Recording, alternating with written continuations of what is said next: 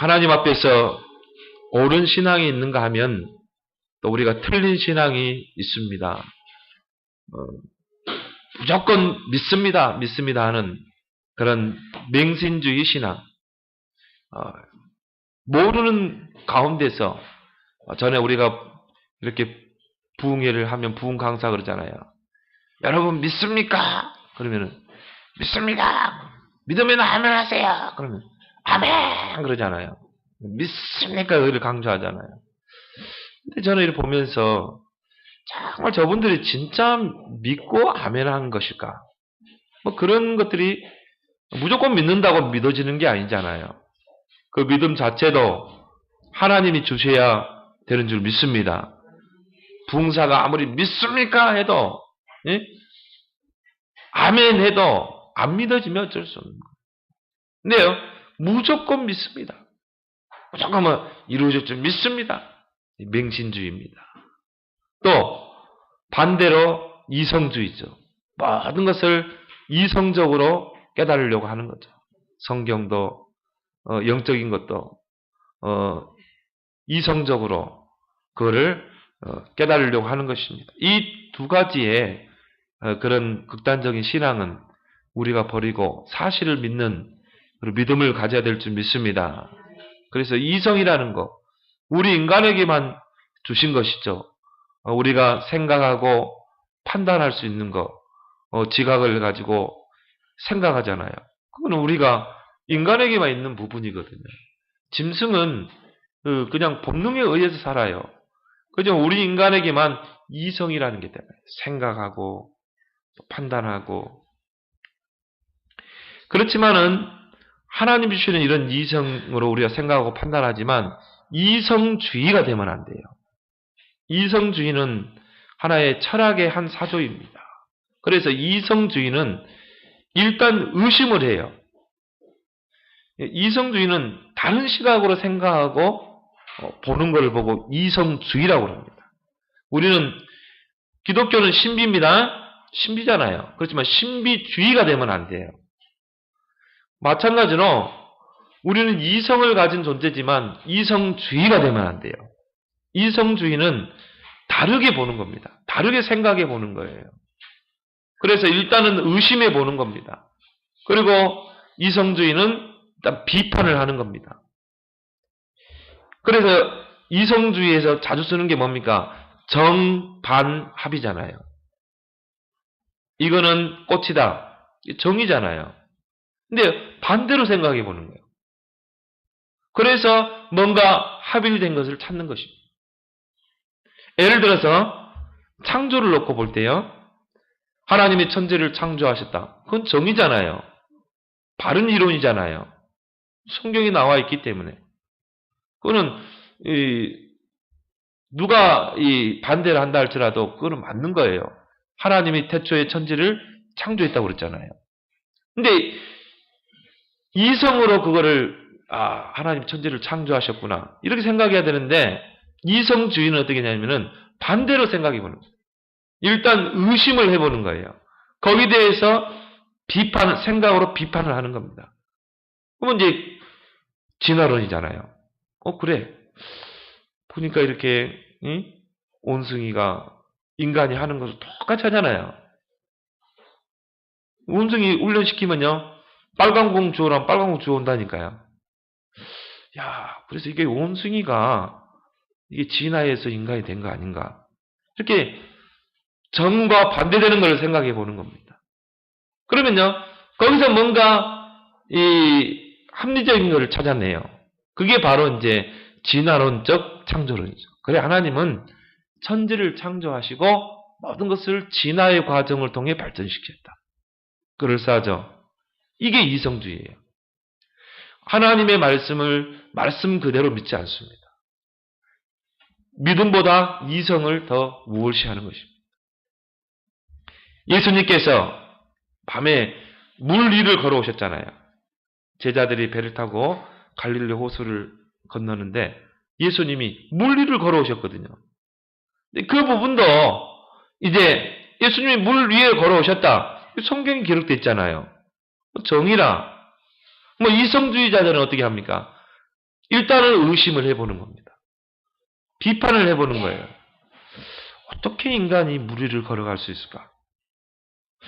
이제 이 믿음으로 생각하는 게 아니라 이제 머리로 생각으로, 이성으로. 어떻게 물리를? 그래, 한 발짝 딛고 빠지려면 빨리 오른발을 밟으면 되겠구나. 그것도 가능한가? 가능하지 않잖냐? 아, 그럴 수도 있겠다. 예수님이 자, 무트로 걸어오는데 달빛이 탁 비치니까 그 그림자가 길게 들어오잖아요. 아, 그랬을 거다. 예수님이 실제로 물리를 걸어온 게 아니라 자, 그냥 무트로 땅으로 걸어오시는데 달빛에 비춰서 예수님이 걸어온 걸로 제자들이 착각했을 것이다. 이제 거기서 정반합이 나오는 거예요. 이게 바로 이성주의라 이 말이에요. 믿음이라는 것은 사실 그대로를 지각하는 거고 사실 그대로를 인정하는 게 믿음이잖아요. 태초에 하나님 천지 창조했다. 사실 그대로를 인정하는 거예요. 하지만 그것도 성령이 조명을 해줘야 돼요. 성령께서 믿음을 줘야 돼요. 아, 진짜 하나님이 천지를 창조하셨구나. 그래, 예수님이 진짜 물리를 걸어오신 거다. 이게 내가 믿어야지 한다고 믿어집니까? 그렇지 않죠? 성령이 조명을 해줘야 한다는 거예요. 성령이 깨닫게 하시고 믿음을 줘야 믿어지는 줄 믿습니다. 믿음이라는 것은 여러분이 그걸 믿어진다. 첫 번째, 여러분은 하나님 자녀입니다. 여러분이 그게 믿어진다. 성령이 여러분 안에 있는 줄 믿습니다. 성령이 내주한 사람은 믿어지게 돼 있어요. 요한복음 14장 26절 성령은 진리의 영으로 가르치고 생각나게 하시고 깨닫게 하신답니다. 고린도서 2장 10절에 하나님 아버지의 깊은 뜻을 통달한다고 했어요. 태초에 하나님 천지를 창조. 이게 진짜 믿어진다니까요. 진짜 하나님 천지 창조하셨어. 이게 내 이성으로 믿어지는 게 아니라 성령께서 조명을 통해 믿어지는 믿음인 줄 믿습니다. 중세 시대에 르네상스 운동이 일어났습니다. 이제 우리가 과거 그 고전으로 돌아가자. 옛날 그리스 시대, 로마 시대 그 문학으로 돌아가자. 그래서 계몽주의라고 그러죠.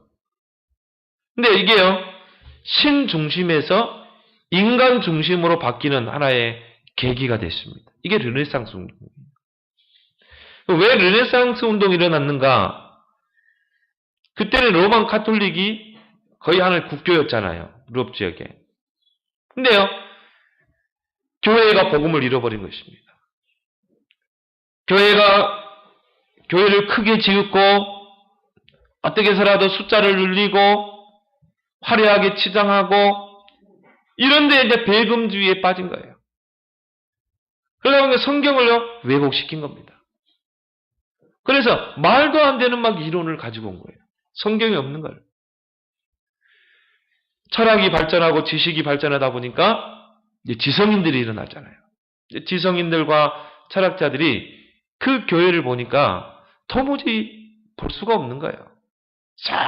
서로 교회를 키우기 위해서 성도들의 돈을 뜯어내기 위해서 면죄부를 판매하고 연옥서를 만들고 바늘 끝에 천사가 몇 마리 앉겠냐 이것 가지고 논쟁하고 성경이 없는 것은.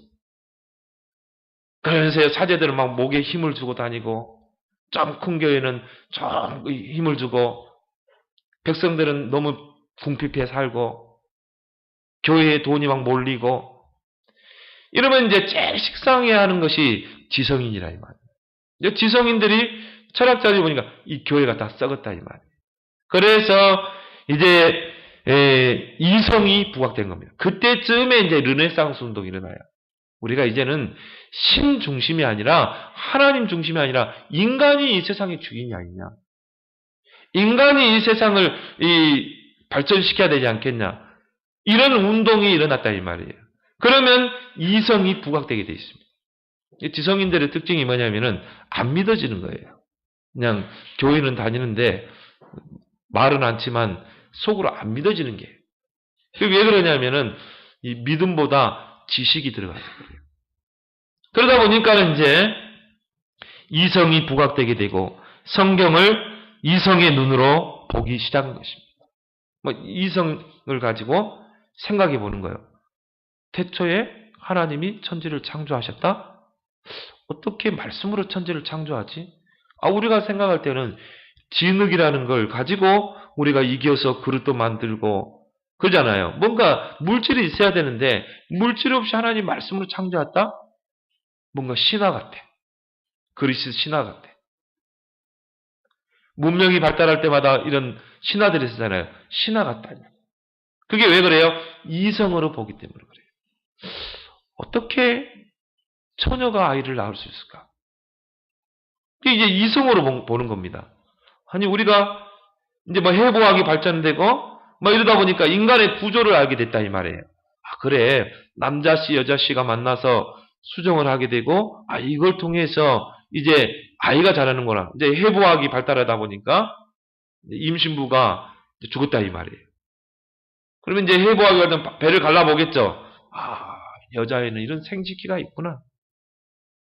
이런 아기 방이 있구나. 아이 뱃속에서 이렇게 아기가 자라다가 태어나는 거예요. 이제 이러다 보니까 처녀가 잉태 아들을 낳을 것이다. 임마누엘. 이게 이제 이성으로 이거를 생각하게 되는 것입니다. 어떻게 처녀가 아이를 낳을 수 있어? 이게 가능할까? 이런 여러 가지 생각을 해보는 거예요. 지성인들의 특징입니다. 여러 가지 의문을 해보는 겁니다. 일단 비판을 하는 겁니다. 이게 이제 이 이성주의거든요. 나중에는요, 결론이 뭐예요? 안 믿어지는 거예요, 이제. 그래서 신화화하는 작업을 하게 된 겁니다. 성경을 비평하기 시작한 것입니다. 그리고 성경을 신화했다. 이게 정반합이라니까요. 결론을 도출해낸 게 결국은 신화화 작업. 그래서 창조 역사를 하나의 설화로 만들어버렸어요. 신화로 만들어. 그리스 신화처럼. 홍수도 하나의 설화가 되어버립니다. 그러면요, 이성의 칼날로 성경을 보게 되면 다 잘라내야 돼요. 자, 예수님 부활, 그거 이성으로 믿어지지 않잖아요. 이성에 합리적이지 않으면 다 잘라내는 거예요. 그럼 성경은 뭐만 남아요? 종교만 남는 종교만. 이게 종교 서적이 되는 거예요. 거짓말하지 마라, 살인하지 마라, 이것만 남는 거죠. 이게 바로 이성주의입니다. 믿음보다 이성을 우월시하는 폐단이라는 거죠. 데카르트가 나는 생각한다, 고로 존재한다 그렇잖아요. 굉장히 말이 의미가 들어있거든요. 그래, 네 그런 맹신적인 믿음으로 믿지 말고 이성으로 생각해보라는 거예요. 인간은 생각하는 존재다. 생각하는 동물이다. 이성이 우월하다. 그런 맹신적인 믿음이 아니라 이성이 최고 우월하다. 이성을 가지고 생각해 보라는 거예요. 이게 굉장한 위험성이 있는 것입니다. 여러분, 이성으로 깨달으려고 하지 말고 믿음으로 이해하시길 바랍니다. 있는 사실을 사실대로 믿는 게 믿음이라니까. 그래서 어거스트는 이런 이야기를 했습니다. 이성은 신앙의 시녀다. 우리 인간의 이성은 신앙을 신앙되게 하는 시녀라 이 말이에요. 여러분의 그 이성 안에 하나님이 실체가 믿어져야 될 줄 믿습니다. 오늘날 예수 그리스도의 부활을 안 믿는 사람들이 많습니다. 거의요 한 70% 된다고 그러죠. 교회 다니는 신자 중에 70%가 예수 그리스도의 부활을 합니다. 예수님이 십자가에 죽으시고 3일 만에 부활하셨잖아요. 우리는 왜 그걸 믿어요? 성경에 기록됐기 때문에. 또 그게 성령께서 조명하시기 때문에. 예수님이 3일 만에 부활하셨구나. 우리는 그거를 믿죠. 그런데요, 이걸 안 믿는 사람이 많다니까. 제가 신학교 동기 중에 한 명이 부활을 안 믿어요. 예수님의 성육신을 안 믿어요. 그때는 이제 저보고 이제 나이가 내가 좀 많았기 때문에 형 그래요. 형, 어떻게 처녀가 아이를 낳을 수 있냐고. 신학교 다니면서 그런다 이거예요. 자기는 도무지 안 믿어진대요. 어때 죽은 자가 살아날 수 있냐 이 말이에요. 3일 만에. 도무지 안 믿어진대요. 그럼 너 왜 신학교 왔냐? 너 왜 신학교 왔어? 목사 들려왔대요. 네 같은 사람이 목사가 되니까 결국 한국교회가 무너지는 거다. 지금 저 유럽교회 봐라. 교회가 다 문 닫고 있지 않나. 너는 먼저 하나님을 믿어야 되겠다. 그래, 신학교 다니면서도 성육신이 안 믿어진다니까요. 부활이 안 믿어진다니까요. 이런 사람들이 70%. 기독교인 중에, 교인들 중에. 여러분, 예수 그리스도의 부활은 영적인 사실인 줄 믿습니다. 영적인 사실이라는 말은 뭐죠? 절대적이라 이 말이에요. 여러분이 믿든 안 믿든 절대적인 사실이에요. 그래서 우리가요, 뭘 하나를 믿을 때 사실이 있고 진실이 있고 영적인 사실이 있어요. 자, 정신병자가 있다. 정신문제자가 있다. 그러면요, 사실을 믿는 사람은 이 사람 정신문제 있네? 이상하게 막 행동을 하네? 그럼 어떻게 합니까? 일단 약을 주잖아요. 이 사람 약을 먹어야 돼. 좀 이렇게 신경을 예민하니까 신경을 안정되도록 약을 먹여야 돼. 너무 발작하면 어떻게 합니까? 좀 이게 정신병자는 수용해야 돼. 이거는 사실을 보는 사람이에요. 근데 진실을 보는 사람은 어떻게 합니까? 이 정신병자가 왜 이런 정신문제가 왔지? 그러면 그거는 이제 내면적으로 파고 들어가죠. 이 사람이 이런 상처가 있어서 이런 정신문제가 왔구나. 이 사람의 그 내면을 먼저 치유해야 되겠구나. 그래서 내면을 치유하는 뭔가 상담을 하죠. 사이코 드라마도 하고요. 역학을 해가면서 그 사람의 그 억눌린 부분들을, 상처를 치료하는 이제 이런 일들을 하잖아요. 그렇지만 영적 사실을 아는 사람은 어떻게 합니까? 이 사람 하나님 만나야 되겠구나. 이 사람 진짜 복음이 필요하구나. 그래서 어떻게 해요? 복음을 전해서 이 사람의 영혼을 치유합니다. 정신치유 이전에 영혼을 치료하겠죠. 보니까 이 사람이 흑암에 잡혀있다 이 말이에요. 그럼 어떻게 합니까? 영적인 싸움을 싸우겠죠. 그리스도 이름으로 이 사람을 잡고 있는 악한 영은 그리스도 이름으로 결박될지어다. 근데 성경에 보니까 하나님의 말씀은 살았고 운동력이 있어서 혼, 영, 관절, 골수를 찔러 쪼갠다고 그랬거든요. 혼은 정신이거든요. 영은 영적인 문제. 관절, 골수는 뭡니까? 신경과 육신의 문제를 치료하는 능력이 말씀이다. 그래서 우리는 어떻게 합니까? 그 정신질환자를 매일 만나서 말씀을 쓰게 하고 듣게 하고 기록하게 하죠. 왜? 말씀만이, 이걸 영적 사실이 아는 사람만이 할 수 있는 일이에요. 예수 그리스도의 부활은 영적인 사실인 줄 믿습니다. 이거는 사실도 아니고 진실도 아니고 영적인 사실이에요. 왜 그렇습니까? 예수 그리스도의 부활은 성경의 예언대로 이루어진 사건이기 때문에 그래요. 그래서 오늘 3절 4절에 보면 내가 받은 것은 먼저 너에게 전하였노니 이는 성경대로 그리스도께서 우리 죄를 위하여 죽으시고 장사 지낸 바 되었다가 성경대로 사흘 만에 다시 살아나서. 왜 부활을 믿어야 됩니까? 성경의 예언대로 이루어진 일이기 때문에. 하나님이 약속하신 대로 이루어진 사건이기 때문에. 하나님의 말씀은 1.1핵도 땅에 떨어지지 않고 성취되게 돼 있어요. 이게 구약시대 때부터 예언된 거라 이 말이에요. 그래서 예수 그리스도에 대한 4가지 큰 사건이 있습니다. 성육신, 십자가, 부활, 재림이에요. 이걸 보고 우리는 뭐라고 그러죠? 복음의 핵심이라고 그러죠. 복음이란 건 뭐 말합니까? 성육신. 예수님이 인간의 몸을 입고 오신 분이다. 그분은 하나님이셨는데 인간의 몸을 입고 오셨다. 십자가. 예수님이 십자가 지심으로 우리를 죄에서 흑암의 권세에서 구원하셨다. 완전한 구원을 이루셨다. 부활은 3일 만에 그리스도란 증거로 부활하셨다. 그리고 이제 성령으로 지금 함께 하시면서 세계 복음화를 이루시고 장차 재림주로 오신다. 이 4가지 사건이 예수 그리스도에 대한 대사건인 것입니다. 이 4가지 사건 중에 하나라도 안 믿으면 구원 못 받아요. 여러분은 이 4가지 사건을 믿으십니까?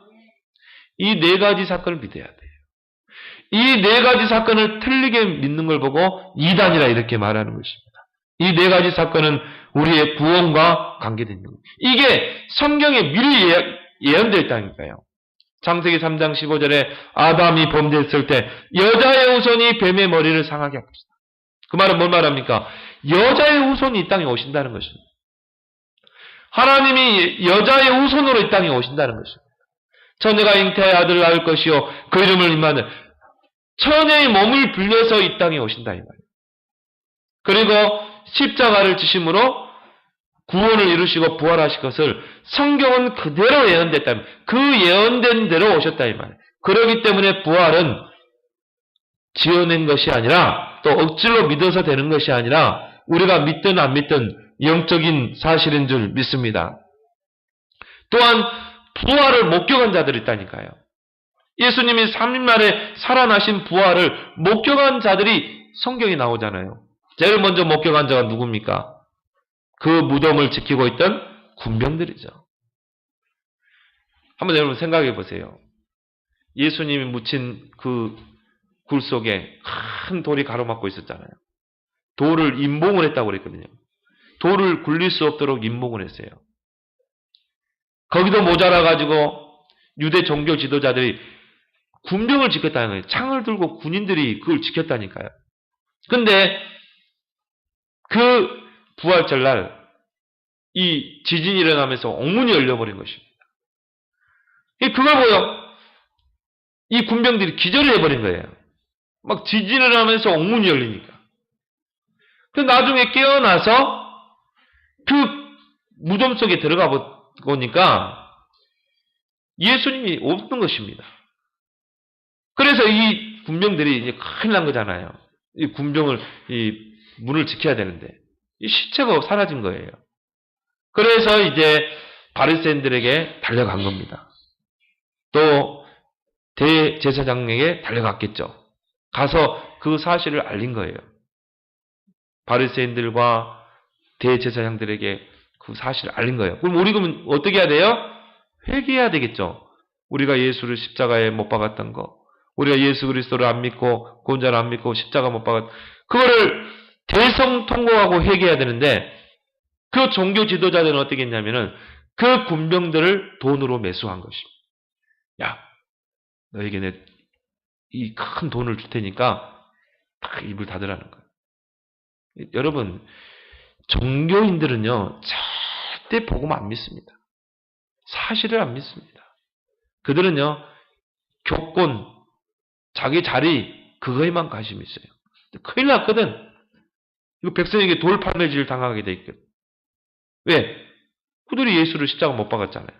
그래서 군병들을 돈을 주고 매수를 했어요. 세 가지 설을 만들어냈어요. 그 첫 번째가 뭡니까? 도둑설입니다. 군병들이 그 감옥을 지키고 있다가 잠시 졸았다 이 말이에요. 제자들이 와서 그 돌을 굴려서 예수님 시체를 훔쳐갔다는 거예요. 도둑질을 갔다는 거예요. 근데 그게 말이 안 되는 게 뭐냐면은 중동에서는 이 사람을 죽으면 어떠냐면은 향료를 발라요. 썩지 않도록. 그래서 세마포로 똘똘 말았습니다. 미라 알죠, 여러분? 똘똘 말아서 그거를 무덤에 안장을 해요. 근데 예수님은 그 세마포를 풀어 헤치고 나간 게 아니라 그 세마포는 그 사람 형태 그대로 있고 몸만 빠져나갔다니까요. 그 이해가 됩니까? 그걸 어떻게 도둑질해 갈 수 있겠어요? 이게 말이 안 되는 거예요. 그래서 두 번째 설을 만들어냈죠. 그게 뭡니까? 바로 기절설입니다. 예수님이 십자가에 완전히 죽은 게 아니라 잠시 기절했다는 거예요. 잠시 기절했다가 이제 그 감옥 무덤에 들어가셨는데 거기서 깨어나셨다는 거예요. 그래서 이 옥문을 열고 그 무덤 문을 열고 예수님 직접 나오셨다는 거예요. 근데 또 말이 안 되는 게 사람을 그때 최고의 죄인들을 십자가에 못 박고 나서 이제 이 오랫동안 십자가에 두고 나서 이 마지막 하는 게 있어요. 발목을 꺾어요. 그럼 여러분 이 발목을 꺾으면 어떻게 됩니까? 기절한 사람은 어떻게 돼요? 악 하겠죠. 죽었는지 살았는지를 확인하기 위해서 발목을 꺾는다 이 말이에요. 근데 그 군병들이 예수님을 봤을 때 이미 죽으셨어요. 그래서 발목을 꺾지 않고 그냥 간 것입니다. 그리고 예수님은 머리에 관을 쓰시고 손, 발, 못 박히시고 옆구리에 창이 찔리셨다고 했어요. 여러분 밑에서 창으로 옆구리를 찌르면 어떻게 되냐면 이게 옆구리를 관통해서 심장까지 가게 돼 있어요. 여러분 옛날에 창 알죠? 창 알죠? 갈고리식으로. 이게 찔린 상태에서 빼내면 이 몸속에 있는 물과 피가 다 쏟아 나오는 겁니다. 옆구리로. 그럼 이 안에 뭐 장기들이 다 나오겠죠? 예수님은 물과 피를 다 쏟으셨어요. 그 사람이 기절할 수 있어요? 아니죠. 예수님은 완전히 죽으시고 완전히 살아나신 줄 믿습니다. 기절설도 말이 안 되는 거예요. 그래서 세 번째 만들어낸 설이 환상설입니다. 예수님은 이 진짜 부활한 게 아니라 제자들이 그냥 너무 예수님을 사모하는 바람에 이 환상으로 본 것뿐이 아니에요. 부활하신 예수님을 환상으로 본 거지 실제 부활한 게 아니라는 거예요. 근데요, 이곳 저곳에서 부활하신 예수님을 목격했다는 사람들이 진술자들이 나오는 거예요. 나도 봤는데, 갈릴리에서 예수님이 제자들과 다니는 거 나도 봤는데, 감람산에서 제자들을 불러 모아하는 거, 사방에서 막 예수님의 부활을 목격했다는 진술자들이 나오는 것입니다. 그래서 이 세 가지 설은 유대인들이 만들어 놓은 설로서 지금까지도 존재한다니까요. 그러나 믿든 안 믿든 예수 그리스도의 부활은 영적인 사실인 줄 믿습니다. 두 번째로 목격한 사람이 막달라 마리아예요. 이 막달라 마리아가요, 그 무덤에서 정말 흐느껴 우는데 뒤에서 어떤 사람이 왜 그리 슬피 우느냐, 딱 돌아보니까요 어떤 사람이 딱 서 있거든요. 근데 막달라 마리아도 그 부활하신 예수님을 못 알아봤어요. 동산직인 줄 알았어요. 네, 부활할 때는 신령한 몸으로 부활하기 때문인 것입니다. 그래서 예수님이 자신의 부활을 알리죠. 그래서 그 막달라 마리아가 이제 제자들에게 모여있는 마가다락방으로 뛰어간 겁니다. 그래서 이제 베드로에게 이야기하고 제자들에게 이야기했죠. 그 베드로와 제자들이 이제 그 빈 무덤을 확인하게 된 것입니다. 그리고 마가다락방에 모여있을 때 예수님이 거기에 부활하신 몸으로 들어오신 것입니다. 그거를 베드로와 모든 제자들이 오늘 5절 6절에 보면 나오죠. 게바에게 보이시고 베드로의 이름이죠. 후에 12제자에게와 그 후에 500여 형제에도 일시에 보이셨나니 지금까지 다수는 살아있고 어떤 사람은 잠들었으며, 그렇죠? 500명이 넘는 사람들이 부활하신 예수님을 목격하신 것입니다. 그럼 어떤 분이 그렇게 물어요. 부활했을 때 그 몸은 신령한 몸으로 부활한다는데 그 몸은 어떤 몸입니까?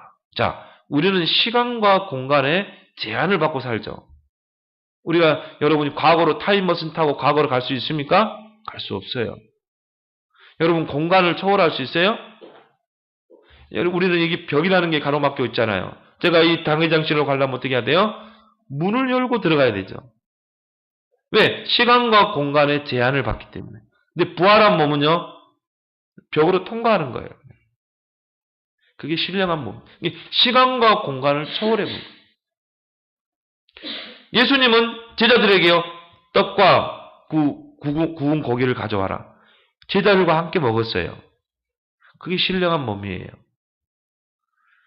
그 예수님이 엠마오로 가는 제 두 제자들이 예수님에 대해서 막 이야기하는데 한 사람 옆에서 딱 와서요, 자기가 예수라고 그러잖아요. 그러니까 그들이 보니까는 예수님이 사라졌어요. 분명히 같이 거닐었는데 보니까 없어졌어요. 그게 신령한 몸인 줄 믿습니다. 여러분들 나중에 다 부활해야 돼요. 다 부활합니다. 예수님 재림하면 다 부활해야 돼. 그러면 신령한 몸으로 바뀔 줄 믿습니다. 시간과 공간을 초월해버려요. 그게 신령한 몸이라 이 말이에요.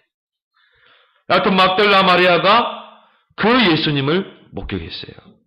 또한 베드로와 제자들이 목격했는데 그 제자들 중에 한 명인 도마가 거의 부활하신 예수님을 못 본 거예요. 다른 제자들은 마가다락방에 오신 예수님을 다 봤거든요. 그러니까 제자들이 도마에게 그러죠. 야, 우리가 부활하신 예수님을 목격했다. 근데 이제 이 도마가 좀 의심이 많은 것 같아요. 이성주의자인 것 같아요. 예, 무슨 죽은 자가 부활해? 분명히 예수님은 부활한다고 그랬거든요.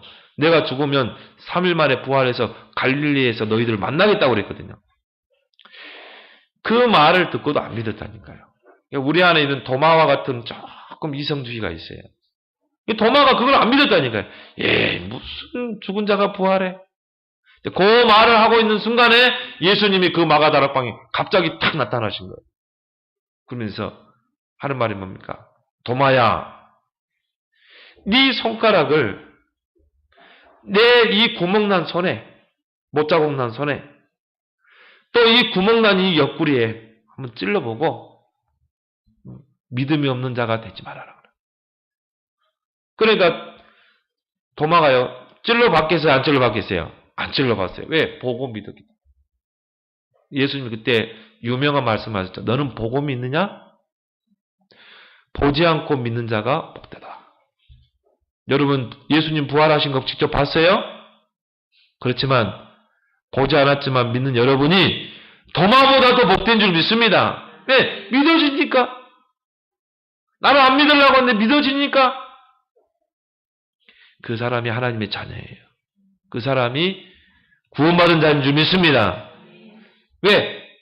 예수님이 성령으로 우리에게 믿게 해주시기 때문에 그래요. 여러분은 바로 그 부활의 목격자인 줄 믿습니다. 만일 예수 그리스도의 부활이 없다면 어떻게 되겠습니까? 오늘 사도 바울은 14절에 말합니다. 만일 부활이 없다면 어떻게 되겠느냐?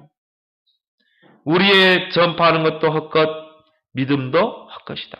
여러분이 막 손가락질 당하면서 막 전도하잖아요. 누가 전도하려면 막 가슴이 두근두근 하잖아요. 그것이 다 헛것. 또 우리가 예수 그리스도를 구원자로 믿잖아요. 그것도 헛것. 예수 그리스도가 만약 부활이 없다면. 오늘 17절에는 뭐라고 나옵니까? 그리스도께서 다시 살아나신 일이 없으면 너희의 믿음도 헛되고 너희가 여전히 뭐 가운데 있어요? 원죄 가운데, 죄 가운데 있을 것이다. 그럼 여러분 어떻게 합니까? 그 죄 가지고 죽어서 어디 가야 돼요? 지옥 가야 돼요. 여러분 왜 지옥 갑니까? 죄 문제 해결 안 돼서 그래요. 왜 저 사람은 천국 갑니까? 죽어서. 죄 문제 해결됐기 때문에 그래요. 그럼 예수 그리스도 부활이 없었다면 어떻게 돼요? 여전히 우리는 죄 가운데 있어야 돼요. 그 죄 가운데 우리는 죽어서 어디로 가야 돼? 지옥으로 가야 돼. 얼마나 불쌍한 사람이에요. 그래서 바울은 뭐랍니까? 그리스도 안에서 죽은 자들은요, 다 망해야 돼요. 최고 불쌍한 자예요. 왜? 부활이 없다면. 제일 먼저 불쌍한 사람은요, 저는 스데반 집사의 그 같아요. 예수 그리스도 복음 전하다가 유대인들이 돌로 쳐가지고 돌무덤을 만들었잖아요. 마지막 죽기 전에 예수 그리스도 증거하다가 죽었다니까요. 순교당했다니까요. 바울 보세요. 평생 예수 그리스도 증거하다가 태장에 맞고 진짜 강도에 위협당하고 죽기를 몇 번 넘기고 고비를 넘기고 배고픔에 또 물에 빠져 죽을 뻔도 하고 나중에는 어떻게 했어요? 죽었잖아요. 감옥에 갇히고 순교당했잖아요. 또 제자들 다 순교당했어요. 불에 태워 죽이기도 하고 사자밥이 되어서 죽기도 하고 이사야 선지자는 400년 전에 예수 그리스도를 믿고 죽었는데 톱에 잘려서 죽였다니까요. 뭐 얼마나 불쌍한 사람입니까? 세상 사람 말로 개죽음 당한 거 아니에요.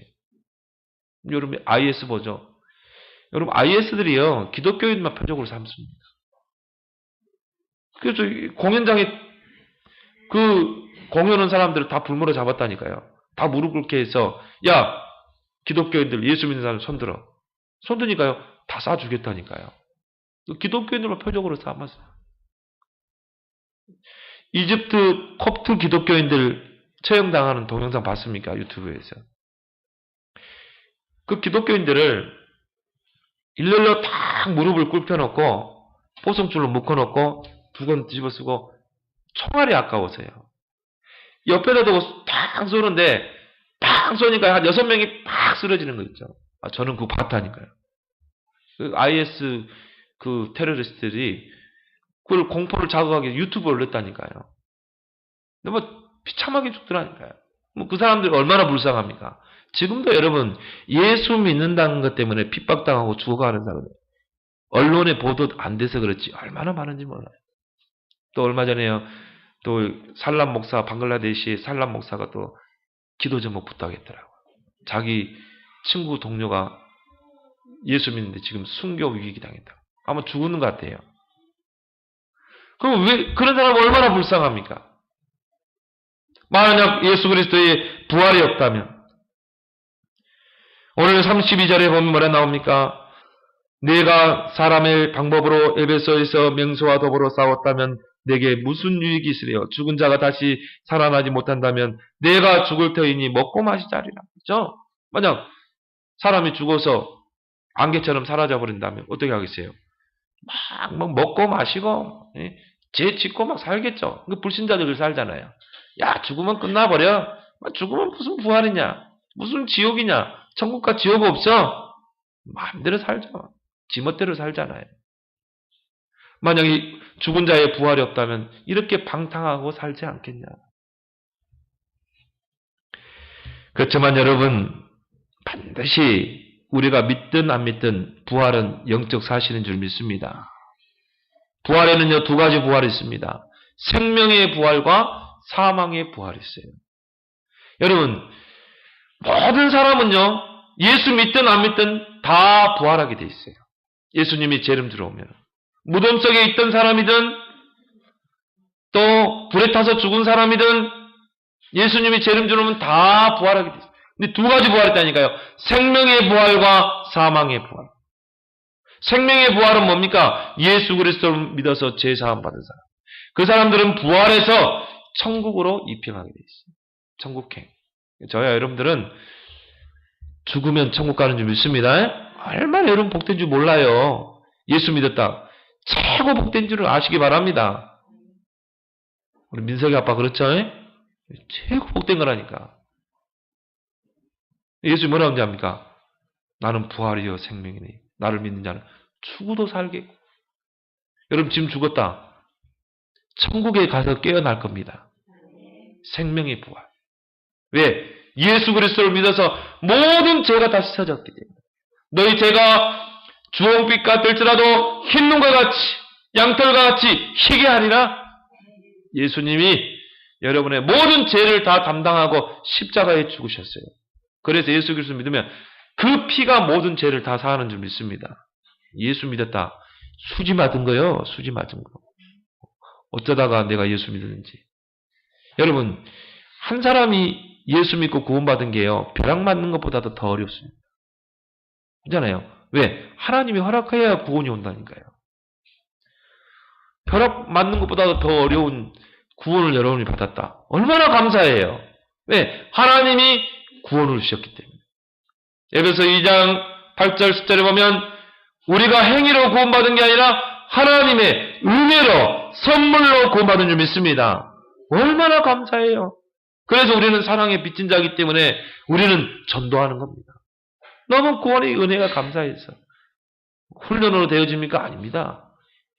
구원의 은혜가 동기가 되길 바랍니다. 너무 구원받는 게 감사해서 우리는 복음을 전하는 거예요. 왜? 이 사람 죽어가기 때문에. 이 사람 예수 안 믿으면 지옥 가기 때문에. 사망의 부활이 있습니다. 김일성이, 김정은 다 부활하겠죠. 사망의 부활. 어디로 가요? 저 지옥의 불구덩이 떨어지는 거예요.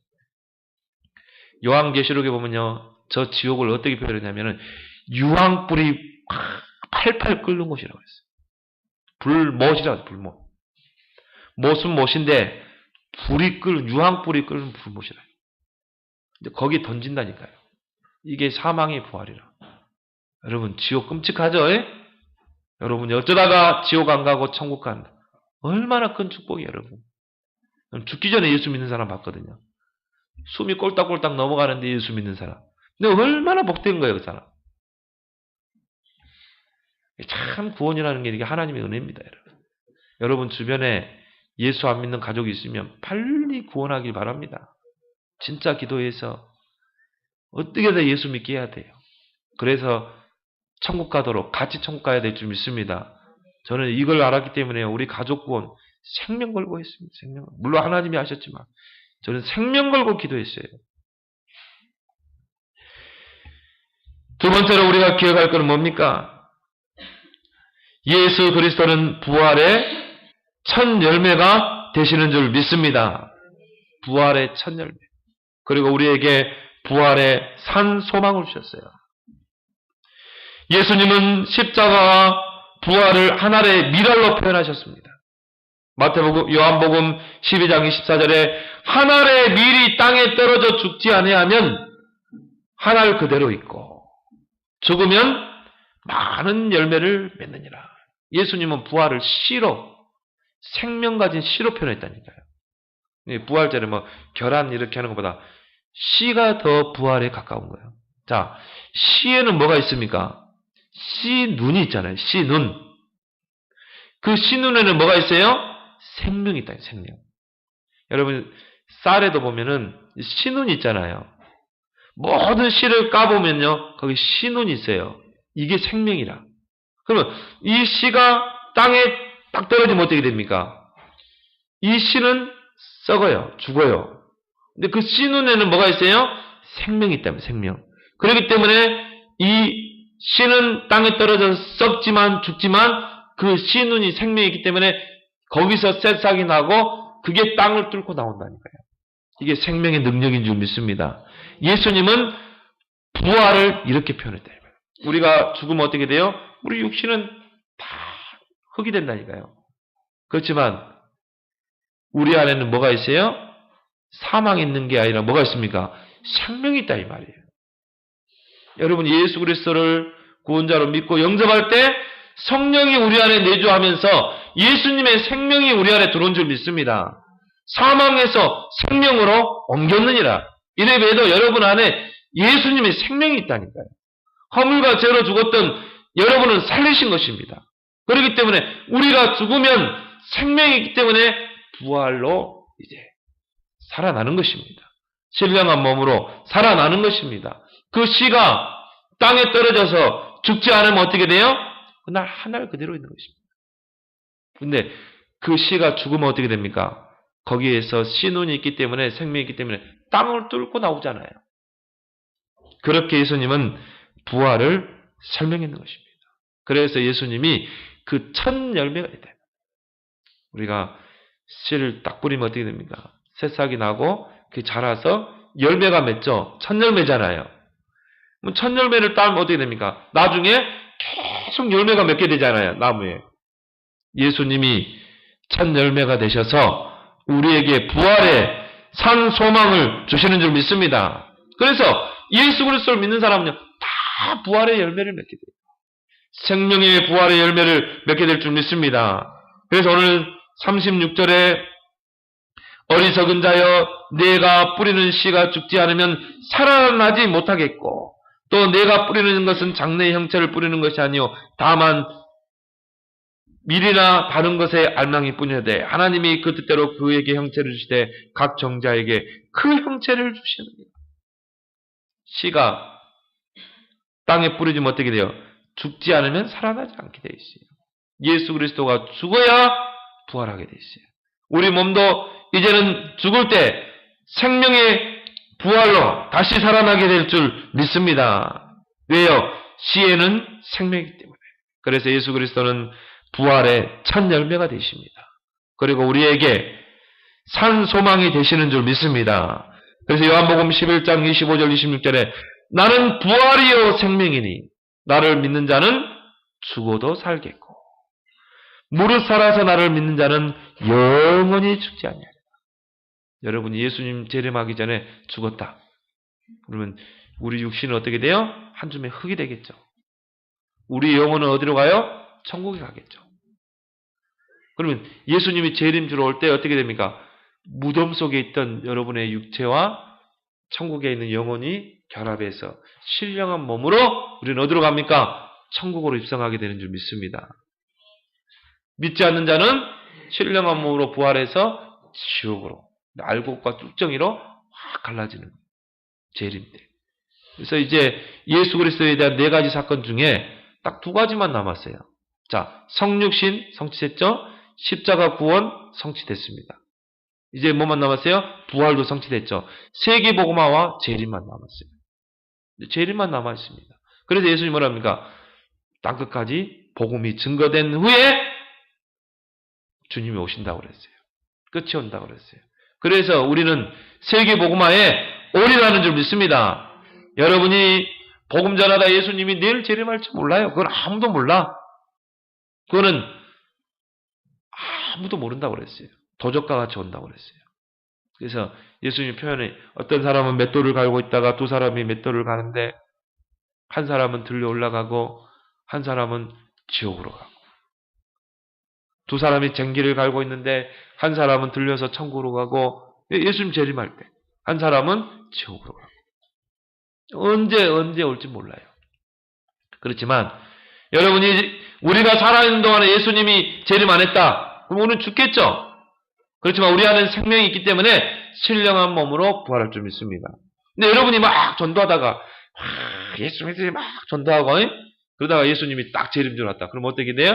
신령한 몸으로 승천해서 부활할 줄 믿습니다. 천국으로 입성하게 돼 있어요. 얼마나 큰 축복을 받는 자입니까? 그래서 나는 부활이요 생명이니 나를 믿는 자는 죽어도 살겠고 무릇 살아서 믿는 자는 영원히 죽지 아니하리라. 부활의 이 산소망이 있는 자는요 죽음도 초월합니다. 순교도 초월해요. 왜? 죽어도 사는데 우리는. 죽으면 천국 가는데. 순교가 두렵습니까? 여러분 순교 들어온 사람은 IS가 갑자기 우리나라에 와가지고 우리 교회에 와가지고 총불이 탁 들이대고 야 예수 믿는 것도 손들어. 그러면 여러분 어떻게 하겠어요? 다 손들어야 되겠죠. 아마 저는 복음을 전했을 거예요. 그래 네가 나에게 방아쇠를 당기기 전에 네가 나에게 들어야 할 게 있다. 그러면서 예수 그리스도의 복음을 전하겠죠. 예? 다 전하고 여러분 순교하시기 바랍니다. 예? 아멘 안 하는 사람 1-2 사람 있는데 예? 비겁하게요. 거기서 살려달라고 기회다 이래야지. 야 순교할 수 있는 기회다. 잖아요. 얼마나 좋은 기회입니까? 근데 막상 들이대면 어떻게 될지 몰랐다. 얼마나 좋은 기회야 여러분. 순교할 수 있는 좋은 기회. 그래서요 부활의 산 소망 있는 사람은요 적극적으로 이 세상을 삽니다. 죽지 못해 살지 않습니다. 여러분 죽지 못해 사는 사람이 있습니까? 우리는 그런 삶을 살면 안 돼요. 그래가지고는 아침에 일어나면 또 한숨 쉬고 오늘도 어떻게 이 고난의 세상을 살아. 우리는 그런 비열한 삶을 살지 않습니다. 부활의 산 소망이 있는 사람은요 적극적으로 이 세상을 살게 돼 있어요. 생육, 번성, 충만, 정복 다스리라. 적극적으로 여러분이 훌륭하게 살다가 전도자로 살다가 하나님 앞에 가길 바랍니다. 마지막으로 부활의 주님을 날마다 체험하는 여러분이 되길 바랍니다. 그 사람이요 부활의 산증이 될 수 있습니다. 부활하신 주님이 지금 살아계셔요. 부활하신 주님이 지금 나와 함께 하십니다. 지금 우리와 함께 하신다니까요. 어떻게 해요? 성령으로. 그래서 내가 가면 보혜사 성령을 보낸다고 했잖아요. 그 보혜사 성령으로 영원토록 함께 할 것이다. 그 주님이 부활하셔서 지금 성령으로 우리 안에 내주에 계신 줄 믿습니다. 우리를 인도하시고 역사하고 계세요. 부활하신 주님이 지금 나와 함께 하십니다. 이걸 보고 네 단어로 뭐라고 합니까? 임마누엘. 하나님이 지금 나와 함께 하신다. 부활하신 주님이 지금 우리와 함께 하신다. 뭐래요? 보혜사 성령으로. 하늘과 땅의 권세를 가지고 세상 끝날까지 너희와 항상 함께 할 것이다. 그래서 성경에 부활의 주님을 체험한 자가 있습니다.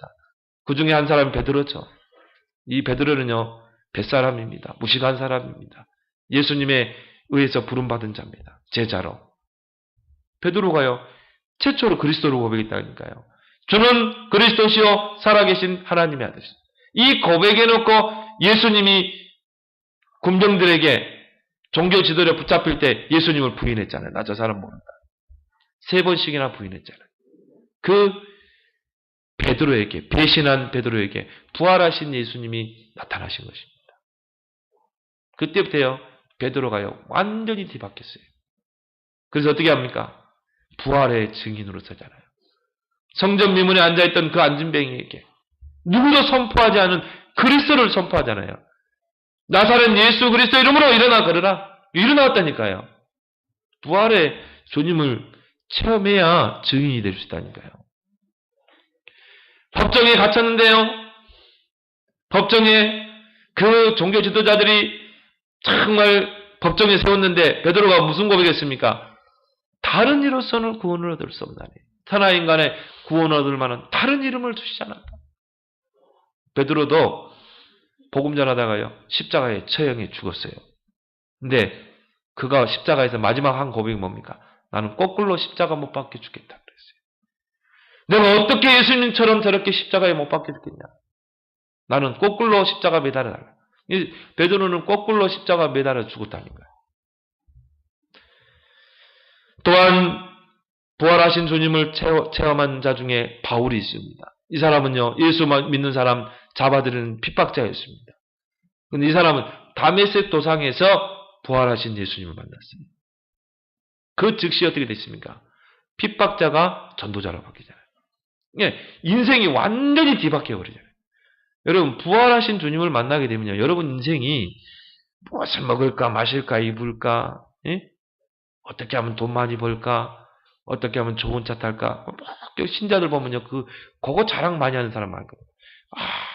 하나님이 축복하셔서 좋은 집 샀다, 좋은 차 샀다, 하나님 축복하고 우리 아들 좋은 학교 가고, 부활하신 주님 체험 못한 거예요. 우리 자랑은 오직 예수 그리스도가 되길 바랍니다. 여러분 자랑할 게 뭐가 있어요? 바울은 뭐라고 그랬습니까? 내게는 우리 주 예수 그리스도의 십자가에는 결코 자랑할 것이 없다고 그랬어요. 이게 부활하신 주님을 체험한 자입니다.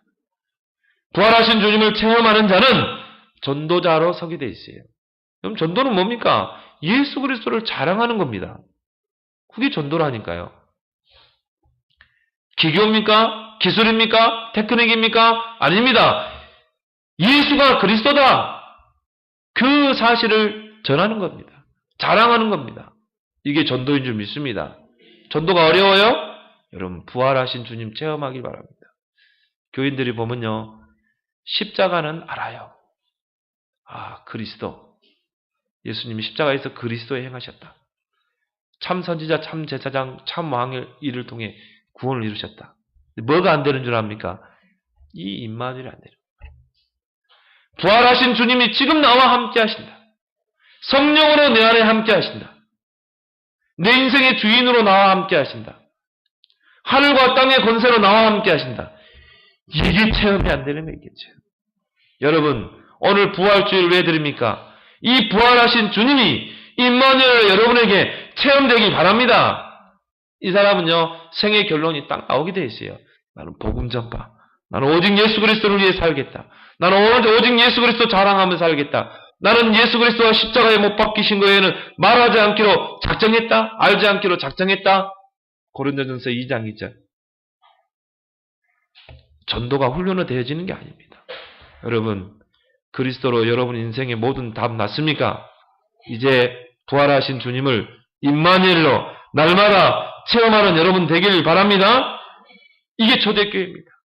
초대교회는요, 구성 멤버들이요, 부활하신 주님을 체험한 자예요. 한 120명이 모였다고 그랬죠? 부활하신 예수님을 체험한 자들이 구성원입니다. 이들이 어떻게 했어요? 더불어 마음을 같이 오로지 기도했습니다. 약속하신 그 성령을 받기 위해서. 성령이 임하게 되니까 어떻게 합니까? 막 나가서 막 복음을 전했다니까요. 3,000 제자가 일어나고 주께서 구원받는 선을 날마다 더하게 하십니다. 우리 성도들 이제 부활하신 주님 체험하길 바랍니다. 이 집중의 시간표를 통해서 체험해야 돼요. 날마다 체험해야 돼요. 그래서 우리는 삼천 제자 운동을 일으켜야 될 줄 믿습니다. 오늘 본문에서 바울은요, 고린도 교인들에게 이 부활의 당일성, 부활의 절대성을요, 설명하고 있습니다. 왜? 안 믿었다니까요. 그때 당시에 교인들도 이걸 안 믿었다니까요. 오늘날도 이 부활을 안 믿는 교인들이 거의 70%, 60%, 70%. 부활의 주님을 체험하는 자는 세계복만 인생 결론 나게 됐습니다. 이제 나는 내 안에 계신 그리스도 누리며 나는 전도자로 살아야 되겠다. 그리스도의 증인으로 살아야 되겠다. 여기에 생을 올인하게 돼 있어요. 그래서 부활하신 주님이 제자들에게 하신 말씀이 뭡니까? 마태복음 28장 너희는 가서 모든 민족으로 제자 삼으라.